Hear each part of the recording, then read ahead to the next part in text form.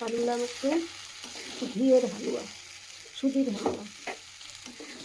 এর ভিতরে দিয়েছি, কিছুই দেইনি, একটু সামান্য নুন দিয়েছি, আর চিনি তো আছেই, আর গরম জল দিয়েছি, আর আছে কিশমিশ।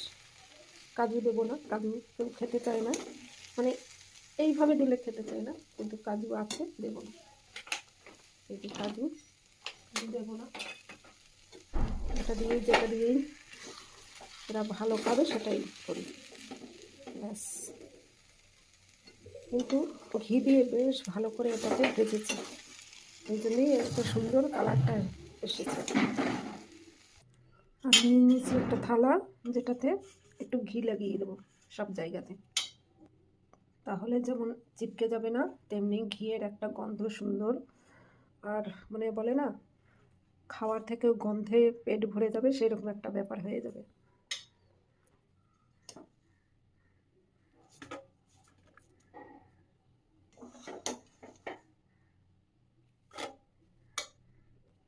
এটাকে এভাবে একদম করে নেব, বরফির আকারে থাকবে, তারপরে বরফির আকারে কেটে নেব, ব্যাস হয়ে গেল সুজি ঘিয়ের বরফি।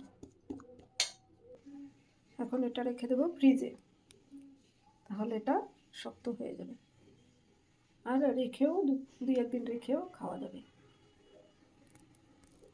কেমন হলো নিশ্চয়ই তোমরাও জানো। এটা তো আবার কি বানানো, এটা তো পুজোতেও, পুজো পার্বণের সপ্তাহতেই চলে, তাই না? কিন্তু ঘি দিয়ে, বেশি পরিমাণে ঘি দিয়ে বানাবে, তবে না মজা আসবে। এটা বেশিরভাগ কিন্তু ঘি আছে, চপচপ করছে ঘি।